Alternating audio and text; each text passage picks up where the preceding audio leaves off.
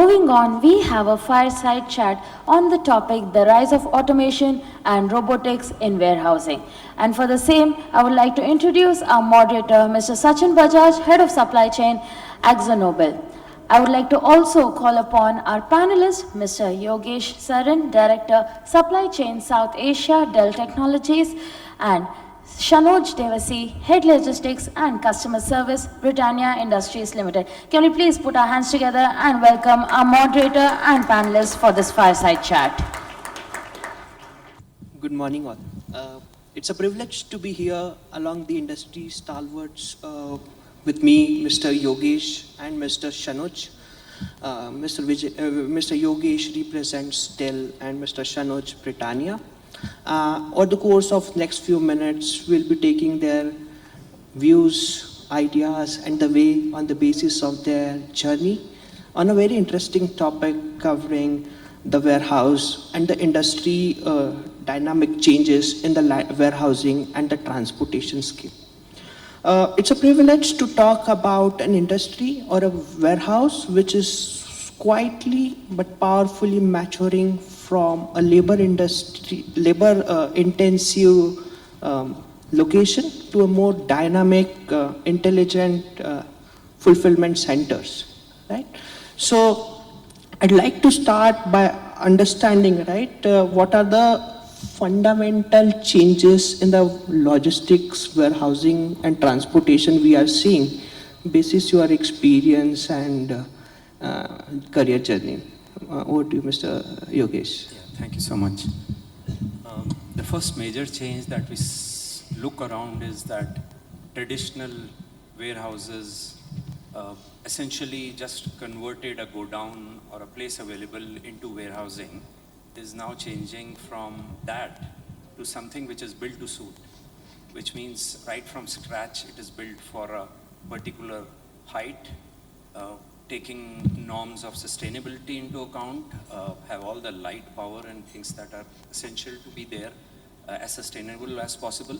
And then most recently, a domination of how we can have a warehouse which is as productive as possible and as efficient when it comes to either seasonality or the crest and troughs of the business scenario. So that's how a big change is happening. Not anything available there as four walls is considered a warehouse anymore. That's quite interesting. What are your thoughts, Shanoj, on this?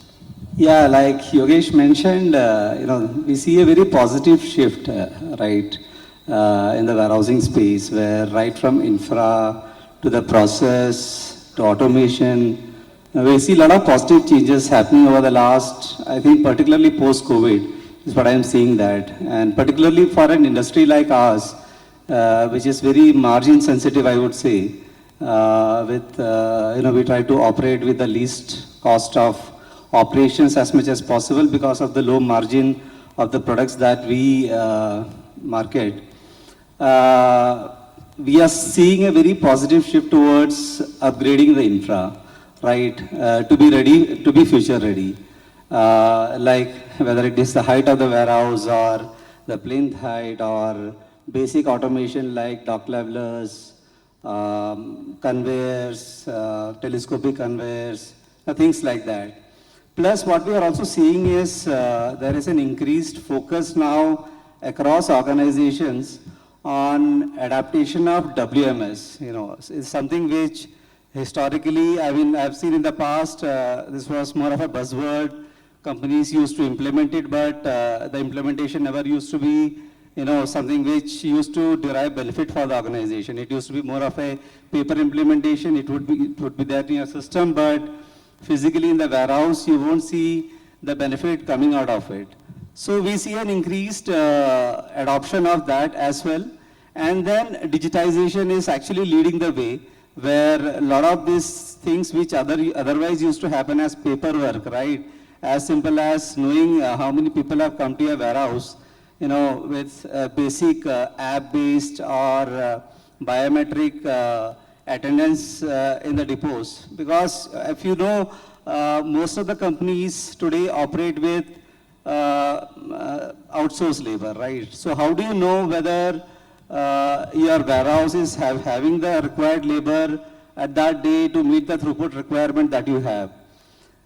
Generally what happens is, I've seen in the past, is that you would have contracted with your 3PL for certain requirement, but what happens is whenever there is a festive time or wedding season or any other interventions that leads to manpower shortage, we see suddenly there is a hit on your throughput, and that obviously directly affects your business as well. And you get all the reasons in the world that what would have actually happened.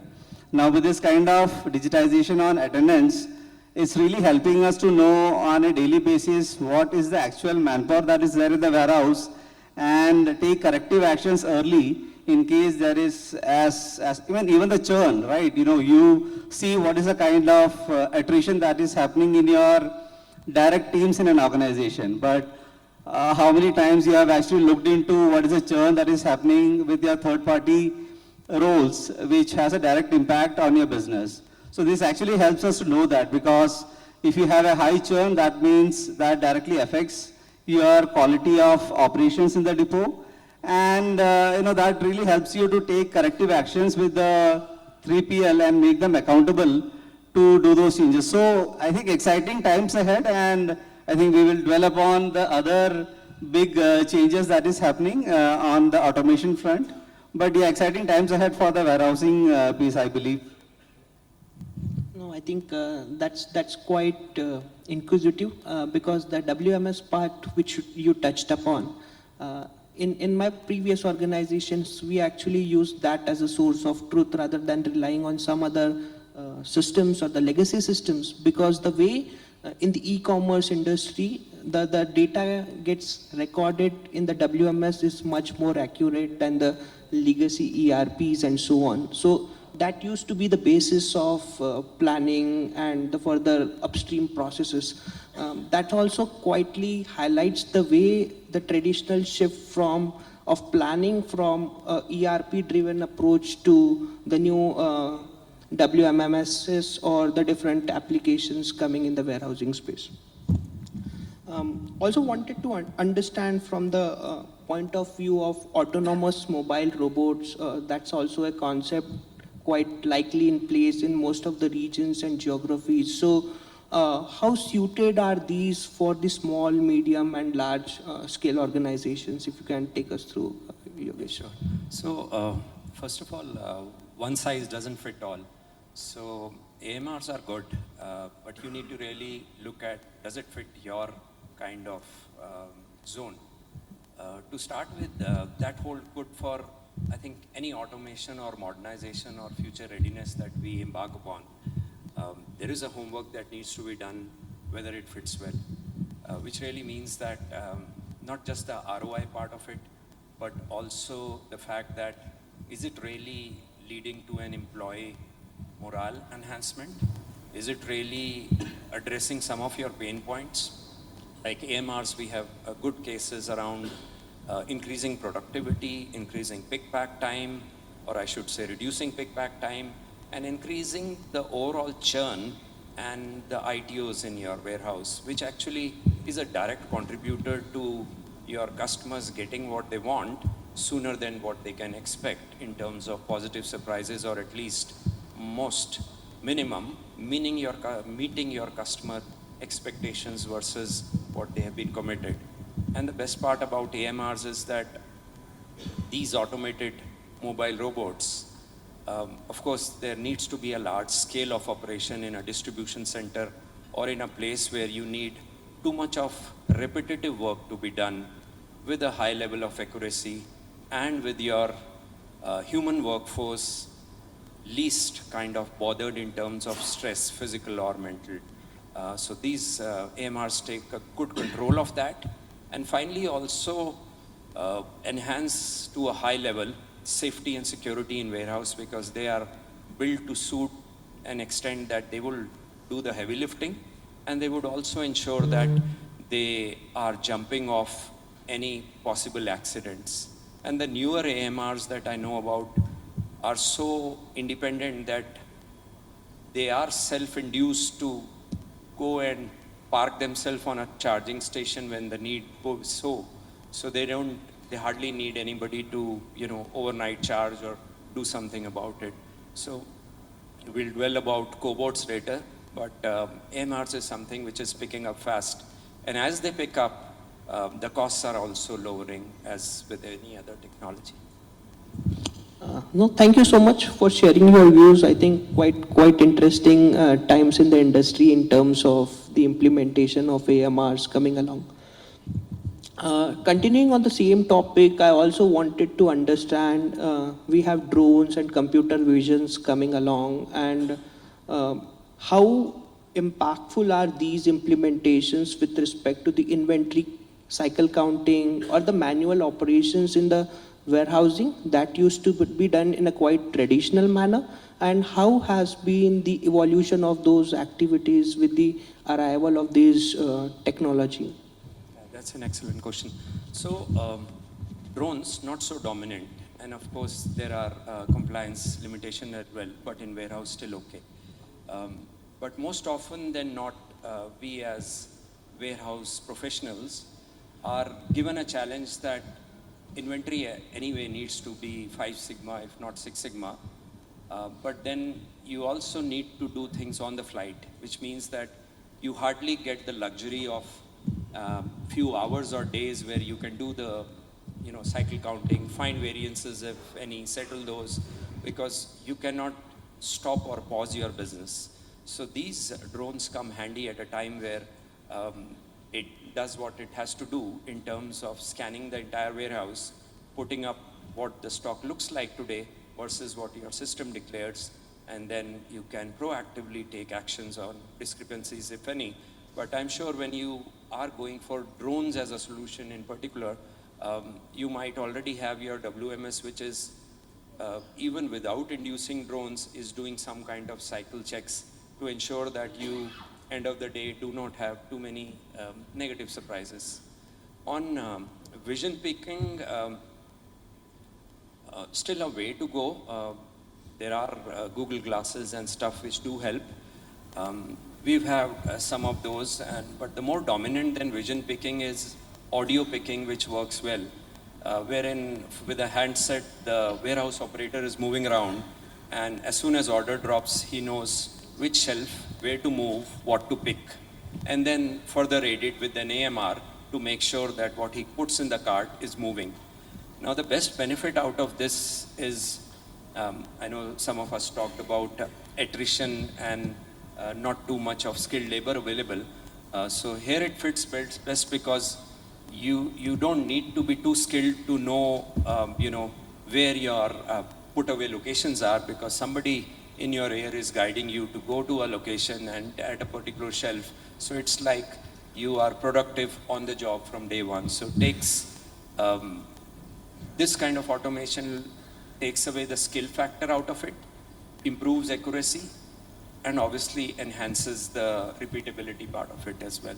So very, very dominantly a technology which is coming up. You want to touch upon this part, Mr. Shanu? Not really, because this is something which, frankly, we have been working on, haven't made much of an inroad. But yes, I think, like Yogesh mentioned, the drones for cycle count and inventory check, I think this is something which we have been trying. But I think what is important is for that to work seamlessly,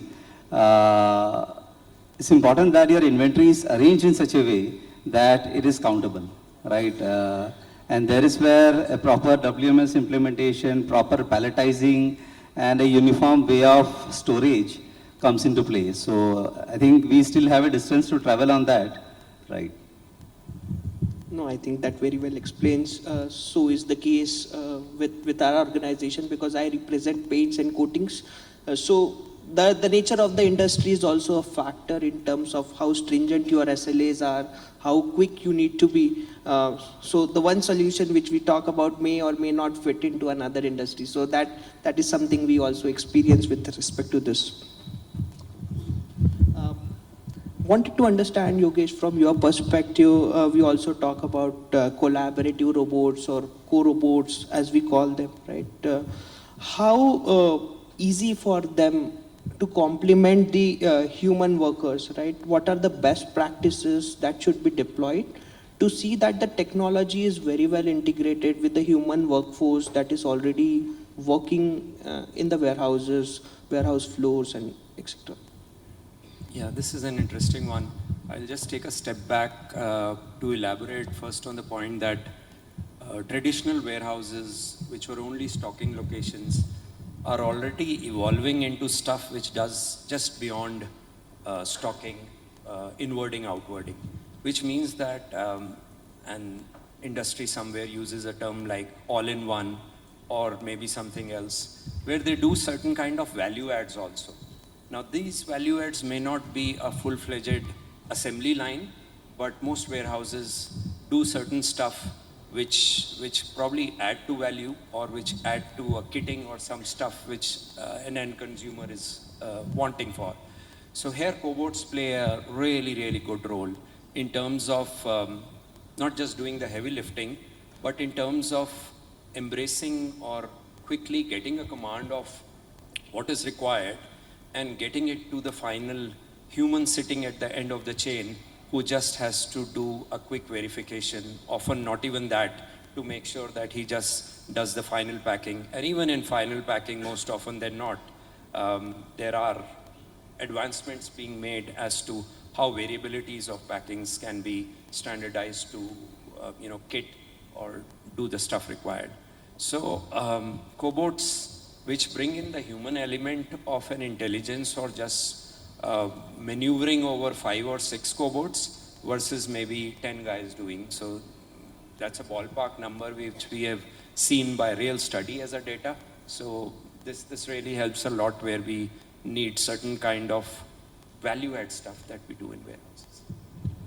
I think quite interesting. Again, just touching upon the point that it also plays an important role which geography where we want to make these solutions work, because as you rightly touched upon, one size doesn't fit all. So some of the solutions which may work very well in Europe and North Americas may not work in Asia, considering the size of the fulfillment centers and warehouses that we operate with. Yeah, that's absolutely right. I mean, some of these you may not call limitations, but need a particular amount of infrastructure. The intermediate layer of IT integration, and obviously the kind of throughput or the kind of 24/7 operations that demands. And lastly, to your point, also very important that we all work in a business environment where ROI is most important, and yes, where the labor cost is not so intensive, it sometimes is a good idea to have human labor or workforce complementing.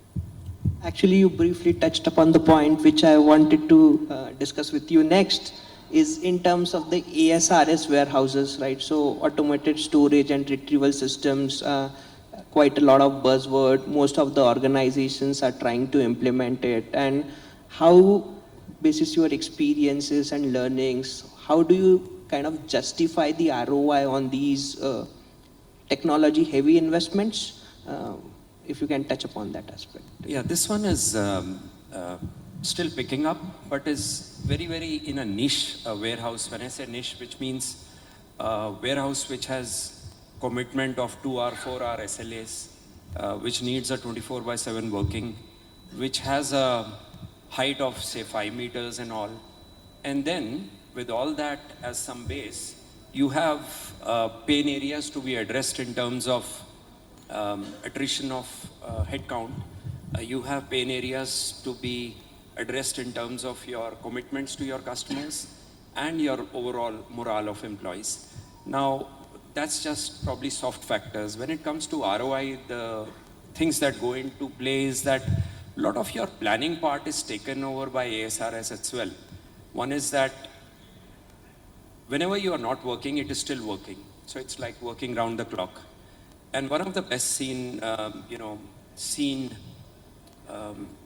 case which we do it in some of our warehouses also, where ASRS is in use, is that while we are not actually pick pack shipping, not even probably working in those hours, the system is continuously working to make sure that it is with its own built up intelligence trying to bring up stuff which is little faster moving nearer to the point of delivery than those. So overnight it will just adjust its bins and totes as it is called to make sure that when the delivery time starts, when the forwarder pickup starts, it's all ready packed, if not for things to happen. So this is I would say a game changer, and with every passing day, with every new ASRS that we've implemented, we found it getting more and more intelligent and getting more and more conducive to our issues or problems. But agree with you, it's hugely intensive in terms of investment, and you'll have to have a lot of patience to get the ROI, and that's in few years. Shanoj, from your experience, if you can touch upon this topic. Yeah, I think like Yogesh rightly mentioned, it's in a very nascent stage right now, as I see in India. I see a lot of adoption happening in factory warehouses, SNFs as we call, because they don't have, I don't see so much of a constraint on capex, and also with the number of SKUs and pallet formation that happens there, it becomes a lot more easy to manage. But when it comes to distribution centers, which probably like ours, which works on say 300 SKUs, catering probably 200, 300 customers from one DC, and having to load some 50, 60 SKUs per truck, it becomes a challenge to have a system like that. And that is where then the issue comes, right? You get confronted of two legs. One is, of course, on the ROI part. How do you justify that investment? Because unfortunately today the labor costs in India are pretty low, right? And with that labor cost alone, it will be quite difficult for me to justify that capex and whatever the number comes from that. While I know there are a lot of other qualitative benefits that comes out of it in terms of quality of picking, quality of inventory in the warehouses that it leads to, but it becomes very difficult to justify from a pure finance angle. How am I going to project this, and how am I going to add value to the business by doing that investment? So I think that is where the challenge is today, which most of the organizations I'm sure are going through. But I think that is something which will emerge over a period of time.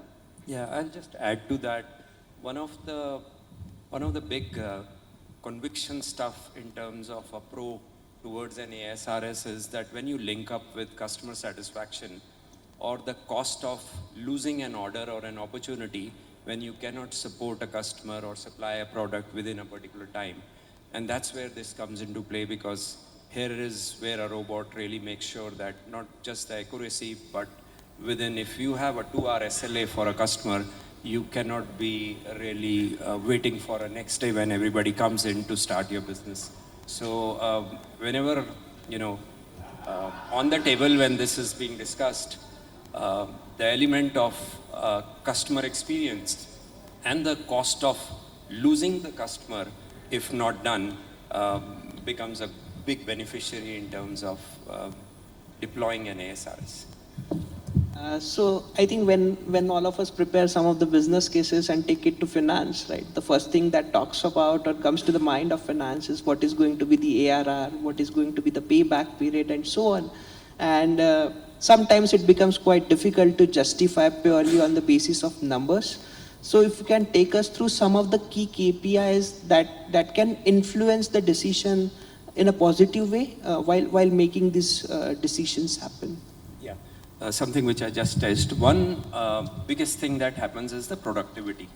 And this can be very, very well measured, that stuff which was an activity which was done in so many hours by so many people is now done in much lesser time, lead time, and with much less effort as well. An associated fact is that you can now commit to your customer a shorter delivery time in terms of, and especially when it comes to service industry, and I can cite an example of a stock exchange working on a server. You cannot be having, okay, things are down, we'll come tomorrow to do, right? So you really things to be happening almost instantly. There are other cases as well. The other thing that supports here is, like I said, there are tenders or there are asks when you get into bigger deals where customers ask about, we need to be catered in so much time. And that cannot be happening if you are searching or if you are going by the manual way. So there are these, plus this is out of real experience that when you give these automated aids as advanced as ASRS to your workforce, they really believe that you care for them. So there is a big EQ factor here which increases their morale, and they are like doing best what they are at to make sure they work with the machines to give same or better productivity and quite errorless all the time. So something we call perfect order fulfillment as a KPI, which enhances a lot. Quite insightful. Shanoj, if you can touch Yeah, upon absolutely this. right, Yogesh. In fact, particularly in our context of an FMCG, if you ask me in terms of an order delivery, the two major touch points, human touch points inside a warehouse will be, one is the picking part and the next the loading part. And this is where most of the errors happen. Now, these are some of the errors which today, unfortunately, don't get measured, right? And how it affects is, of course, customer satisfaction, because you are sending, say, 100 boxes to your customer, and it happens that some of these boxes are not what he had actually ordered or paid for, or there is a mismatch in the batch that is there on the invoice versus what he has actually got. Particularly in our case, it's very shelf life sensitive, low shelf life of say 3 months to 6 months. So it's very important that the customer gets as fresh as possible, right? So that he gets more time to sell, and also the customer end of the day, the final consumer gets the freshest product that is available. So it's about how do you correct those errors, and I think this automation probably, because what happens in this world is that you really cannot control that beyond a limit. You can do a lot of training, you can do all controls in place, you can put penalties on your 3PLs for errors, but eventually these errors are going to be there because of the people who are handling it. They are either unskilled or semi-skilled. There is a very high churn that happens at that level, which is difficult to control, particularly with the kind of opportunities that are available, better paying opportunities that are available today. Everybody is aspirational, people try to move to higher level of income. So what happens is these errors that today we face, even after putting all those controls, we are doing something with AI as well to see how we can control these kind of errors that happen. But eventually we know that, even with all the effort that we do, these errors are inevitable. I think it is then this ASRS and other automation that is available, which probably can help us reduce or nullify those errors and get that, say, 100% customer satisfaction that we are looking at. And somewhere, when we justify this initiative, it has to be beyond the ROI and payback that we calculate, and it has to bring these elements of this customer satisfaction, returns that happen as a result of wrong dispatches, right? So probably I think with these all together, maybe it can make a sense. Right. I think quite insightful, because there are a lot of qualitative aspects that is less talk about, but I think they also play a significant role while adoption of these technologies in place. I think continuing on that, we have so many technologies in place and so many players, so many different concepts coming in. If leaders have to prioritize or have a rule book in terms of what should be their journey in terms of implementation of these, what will be your words of insights on that? I think the base way to start is that what is your pain in your warehouse? Is it so that you are missing orders? Are you delivering delayed? Are you having an attrition issue? Are you having a repeatability issue? Or so you'll have to start with a base case of what is your pain, and then get into what sits or what suits best in terms of remedy to that pain. If it is just about too heavy stuff to be moved, which can just be done with a simple AMR. We now have things called follow me cart and all, which can the heavy lifting is done by that. AMRs can, as we discussed, do a lot of your movement activities, sorting activities, and related stuff which reduces physical pain or effort. Some error could be in terms of your accuracy of shipments, which comes across here. Then you should also look at how complex or easy is it to have a solution which integrates with your WMS solution. It's unusual or unheard of if somebody really gets into these solutions and believes that you may integrate and still not lose on your real-time visibility, which to most of us in this room may know in supply chain, a real-time visibility of your stocks, your products, your inventories, your movements on in transit, you need it all the time. So you need to start with what is your basic need and what are the solutions available, and then get into what suits best to give you a quickest ROI in terms of productivity and a customer satisfaction. That answers. Shanuj, if you can. Yeah, completely agree with Yogesh. I think it's about understanding your pain points and see what are those levers that can help you address them, right? And at least if you ask me, my context will be how I can improve my overall customer satisfaction by removing those errors and also ensuring that the products are handled a lot better than how it probably is today, because ours is a product which is very fragile, and any mishandling can lead to damages, and which probably may not be visible when it is shipped to the customer, but finally when it reaches the shelves and the customer picks that packet of biscuit from the shelf, if he sees a damage, it's not a great experience that he will be having. So it's about how I can bring that technology to address these concerns, and which we have started doing. As I said, we have started enabling all our CCTV cameras with AI, which gives me real-time alerts on if there is any mishandling happening with the labor or with the manpower inside the depot while picking, moving or loading the trucks, right? So that's something which we are doing. And we also want to do some automation.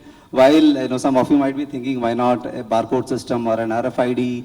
The problem with us is that it's a very high throughput business that we have. We talk about what 50-60,000 cases being handled in a day in an average depot, and it goes up to as high as 1.5 lakh cases in a depot.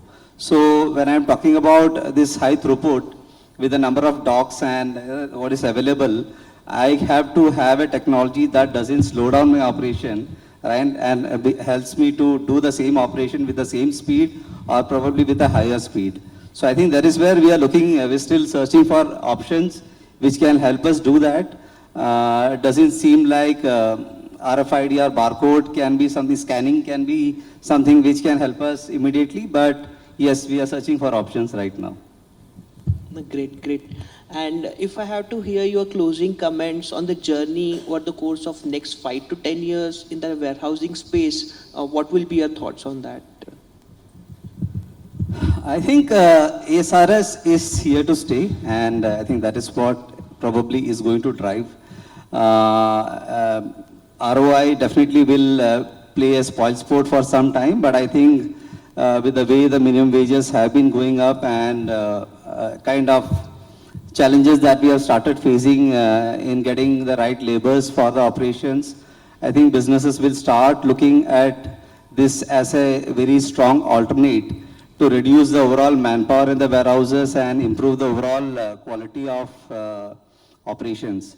So I think this is probably there to stay, and this is something going to develop over the next 5 to 10 years in India. Your thoughts on that? Yeah, very quick one. We all hear about AI, but the way it is evolving from a previous version to what we now are already touching, which is agentic AI, is a game changer, and that's really would be commanding at least near future, next few years. And a couple of words that come across this kind of AI is that versus previous versions where it took data from the past to let you know, and then you crunch and use your human intelligence to throw about what outcomes could be.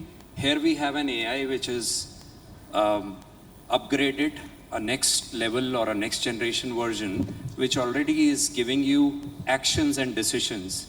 And if you program correctly, it almost does that for you as well.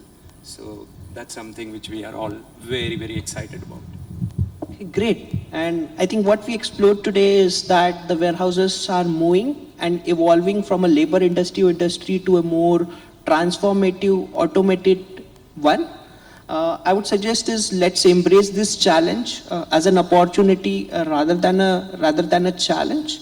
And this will definitely help making our supply chains quicker, faster, and more resilient. Thank you so much for joining us on this conversation. Thank you. Thank you, Thank you, Sachin. You've been a great moderator. Thank you so much, Mr. Sachin Bajaj, for moderating our session. And I would also like to thank Mr. Yogesh Saran and Shanoy Devasi. Can we please have a round of applause for the gentlemen out here? But before we proceed, I would like to ask the audience if you have any questions. Our panelists and our moderator are ready to take a few questions. So we'll have the mics passed around. If you have any questions, I request you all to please raise your hands. What's the warehousing management cost today as a percentage of your overall supply chain cost? A difficult one, and I don't have the number as well, because we don't have it disintegrated with a country or a warehouse. It is more often at a global level in terms of contractual obligations and then split across how we make it conducive to the ROI in each of the countries. So it's never like for each site an IT solution which may be different. So don't have a purview maybe. As I said, I don't have that purview. So sorry if I...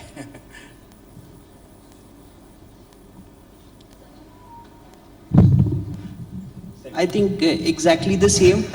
What we have is most of our warehouses are third-party operated, and what we report in our P&Ls is the charges fed to the 3PL providers. We don't, and most of the times it is interfaced with our IT systems, so we don't have a breakup of what exactly is the tech cost and the different elements of the cost in that.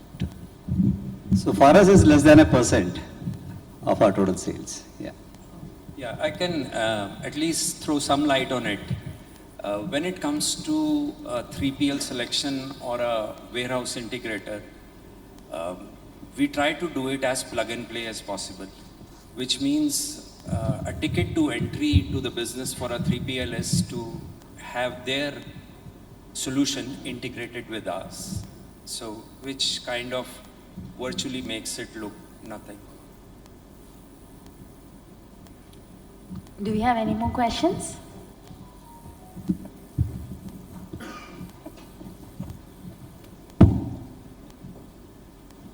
Specifically talking about ASRS, right? And obviously the kind of product that you sell and the FOB values and the margins there obviously decide the ROI there.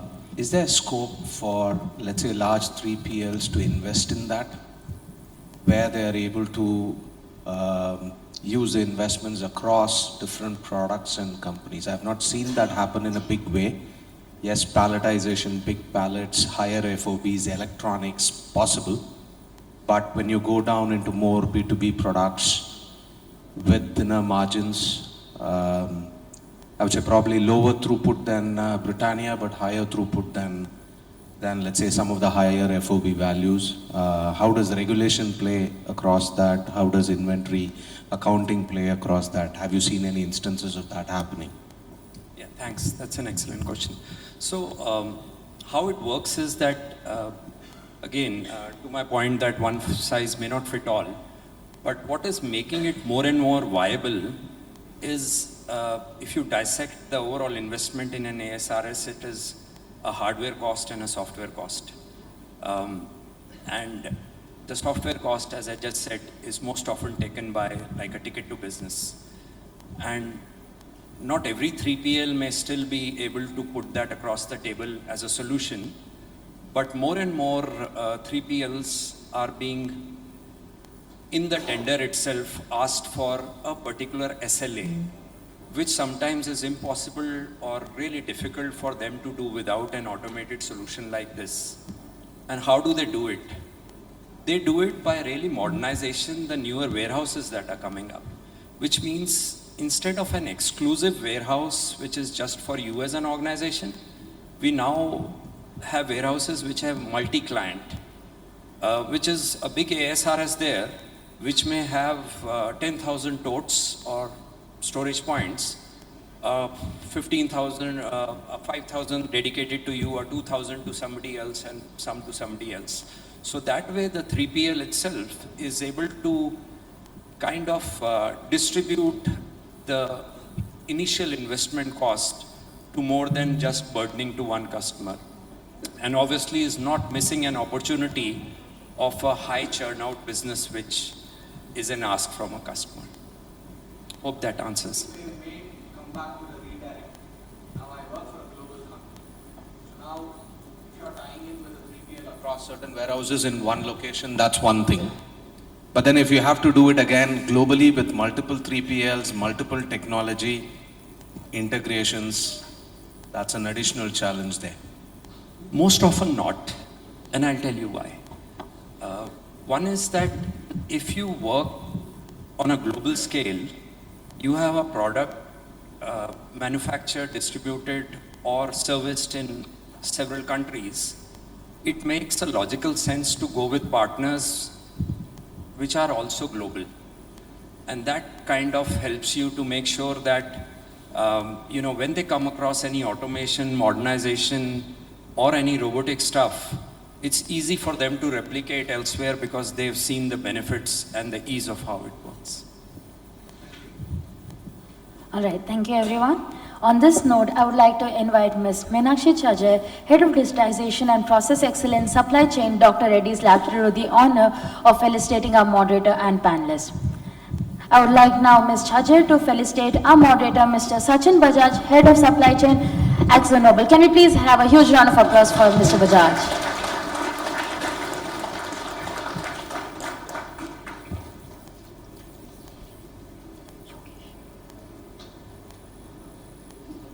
I now request Ms. Meenakshi to felicitate Mr. Yogesh Saran, Director Supply Chain, South Asia, Dell Technologies. Can we please hear it out for the gentleman?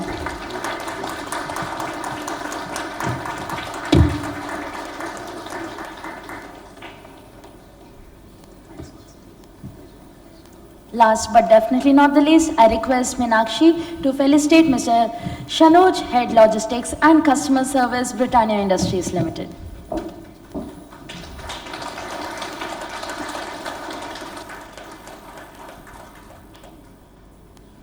Thank you, Ms. Meenakshi, for doing the honors.